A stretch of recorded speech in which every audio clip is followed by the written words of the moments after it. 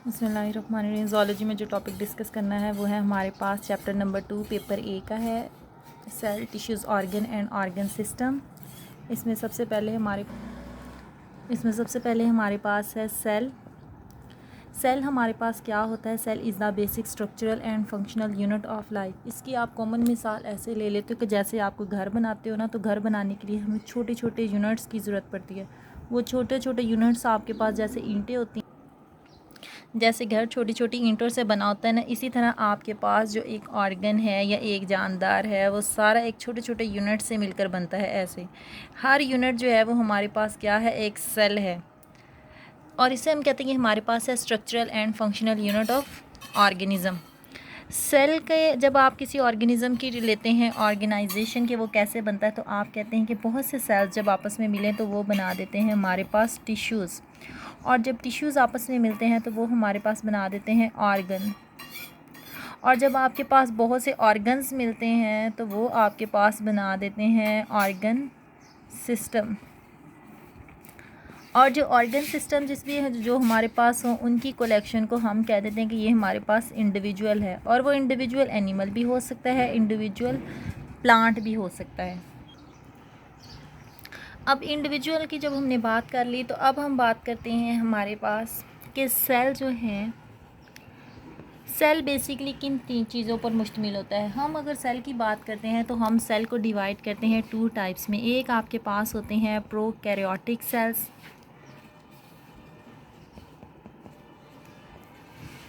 और एक आपके पास होते हैं यूकैरियोटिक सेल। प्रोकैरियोटिक सेल्स और यूकैरियोटिक सेल्स। प्रोकैरियोटिक सेल्स आपके पास वो सेल्स होते हैं जो बिफोर न्यूक्लियस हों,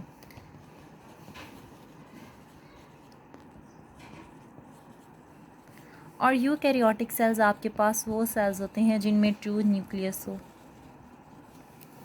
दो तरह के आपके पास सेल्स आ गए। अब हम बात करते हैं आपके पास के सेल्स जो होते हैं, सेल्स के बेसिक पार्ट्स की।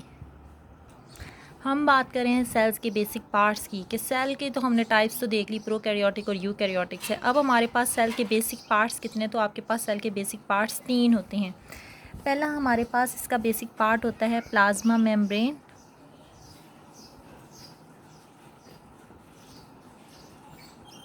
दूसरा पार्ट है आपके पास न्यूक्लियस।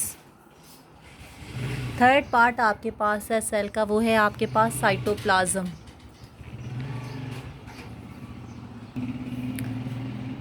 सेकंड पार्ट आपके पास न्यूक्लियस, थर्ड पार्ट है आपके पास साइटोप्लाज्म। ये 3 बेसिक पार्ट्स हैं आपके पास सेल के, प्लाज्मा मेम्ब्रेन, न्यूक्लियस और साइटोप्लाज्म। अब हम इनको 1 बाय 1 डिस्कस कर लेते हैं। प्लाज्मा मेम्ब्रेन जो होती है ये सेल की आउटर बाउंड्रिंग होती है, आउटर बाउंड्री ऑफ सेल। मतलब अगर आप सेल ले रहे हो ऐसे, तो ये सेल की जो बाहर वाली कवरिंग है ये आपके पास क्या है? प्लाज्मा मेम्ब्रेन है। न्यूक्लियस जो होता है सेल के सेल का सेंट्रल पार्ट होता है, और इसे आप ऐसे कह सकते हो सेल का ब्रेन भी कह सकते हो। सेल के जो मोस्ट इम्पॉर्टेंट फंक्शंस होते हैं वो यही परफॉर्म करता है। सेल के जो मोस्ट इम्पॉर्टेंट फंक्शंस हैं, जैसे कि सेल में किसी चीज़ का आना, सेल का डिफरेंट फंक्शंस को परफॉर्म करना, ये सारे के सारे फंक्शंस परफॉर्म करता है न्यूक्लियस। अब थर्ड जो आपके पास सेल्स का पार्ट है वो है आपके पास साइटोप्लाज्म। प्लाज्मा मेम्ब्रेन और न्यूक्लियस के दरमियान ये जो आपको स्ट्रक्चर नज़र आ रहा है इसे आप कहते हैं cytoplasm. Plasma membrane outer boundary होती है, ये सेल की जो इंटरनल जो है पार्ट हैं उसको जो बाहर वाले पार्ट्स हैं उनसे सेपरेट करती है, और इसमें बहुत ज़्यादा जो है वो फंक्शंस भी जो है ये क्या करती है, कुछ चीज़ों को ये आप गुजरने देती है अंदर, कुछ को गुजरने नहीं देती। फिर जो सेकंड आपके पास पार्ट था वो सेल का न्यूक्लियस था। न्यूक्लियस सेल का बहुत इंपॉर्टेंट पार्ट था, और न्यूक्लियस क्या करता है? सेल के तमाम फंक्शंस को कंट्रोल करता है। इसमें क्रोमोसोम्स होते हैं, इसके ऊपर एक कवरिंग होती है, और सेल के जो बेसिक जितने भी जेनेटिक फंक्शंस हैं वो सारा न्यूक्लियस परफॉर्म करेगा। साइटोप्लाज्म जो मैंने आपको बताया प्लाज्मा मेम्ब्रेन और न्यूक्लियस के दरमियान पोर्शन था, और यहाँ पे जो है बहुत से जो है फंक्शंस परफॉर्म होते हैं।